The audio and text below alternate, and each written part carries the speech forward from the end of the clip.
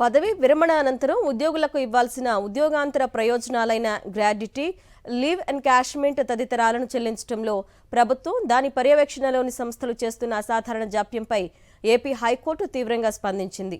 ఏళ్ల తరబడి సేవలు చేయించుకొని వారికి టర్మ్ బెనిఫిట్స్ చెల్లించకపోవడం చట్టవిరుద్ధమే కాక రాజ్యాంగ విరుద్ధమని తేల్చి చెప్పింది. రిటైర్డ్ ఉద్యోగుల బెనిఫిట్స్ పై ఏపీ హైకోర్టు కీలక తీర్పు వెలువరించింది. టెర్మినల్ బెనిఫిట్స్ ప్రభుత్వాల దాతృత్వం కాదని, అవి ఉద్యోగుల హక్కు అని స్పష్టం చేసింది. ఆర్థిక పరిస్థితి బాగోలేదన్న సాకుతో ఉద్యోగులకు రాజ్యాంగం కల్పిస్తున్న సామాజిక భద్రత హక్కును ప్రభుత్వం, దాని సంస్థలు కాలరాయలేవని పేర్కొంది. పదవీ విరమణ చేసిన 16 ఏళ్లకు కూడా ఉద్యోగులకు టెర్మినల్ బెనిఫిట్స్ చెల్లించకపోవడంపై విస్మయం వ్యక్తం చేసింది. ఆ ఉద్యోగులు వడ్డీతో సహా బకాయిలను పొందేందుకు అర్హులని హైకోర్టు తేల్చి చెప్పింది. చిట్టుబోయిన భారతరావు, పి చంద్రమౌళీశ్వరరావు, బండ శివరామకృష్ణ ప్రసాద్, ఏ సాయిబాబు పెయిడ్ సెక్రటరీలుగా కృష్ణా జిల్లా సహకార కేంద్ర బ్యాంకులో పనిచేశారు. తర్వాత వారి పోస్టులు డీక్యాడరైజ్ చేసి సెక్రటరీలుగా ప్రాథమిక వ్యవసాయ సహకార సంఘాల్లోకి బదిలీ చేశారు. నాబార్డు మార్గదర్శకాల ప్రకారం వారిని 2009 మార్చి 2న తిరిగి పెయిడ్ సెక్రటరీలుగా తీసుకున్నారు.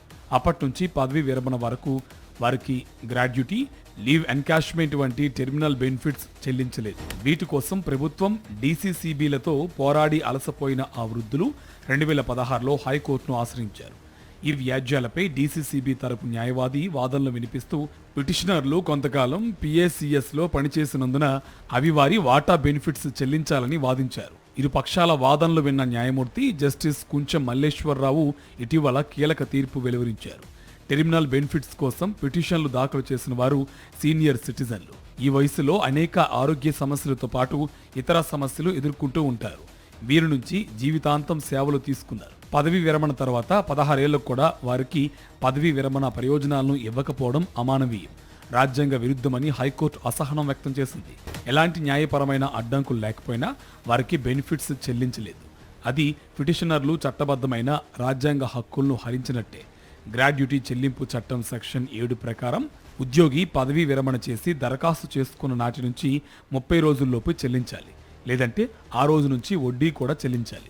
దీని ప్రకారం ఈ కేసులో పిటిషనర్లు చట్ట ప్రకారం వడ్డీ పొందేందుకు అర్హులు. ఇది యజమాని విచక్షణపై ఆధారపడి ఉండదు. గ్రాడ్యుటీ, లీవ్ ఎన్కాష్మెంట్, ఇతర ప్రయోజనాలను పిటిషనర్లు లేదా వారి కుటుంబ సభ్యులకు 10% వార్షిక వడ్డీతో చెల్లించాలి. ఫ్యామిలీ మెంబర్ సర్టిఫికేట్లు పరిశీలించి ఆ తర్వాత 8 వారాల్లో చెల్లించాలి.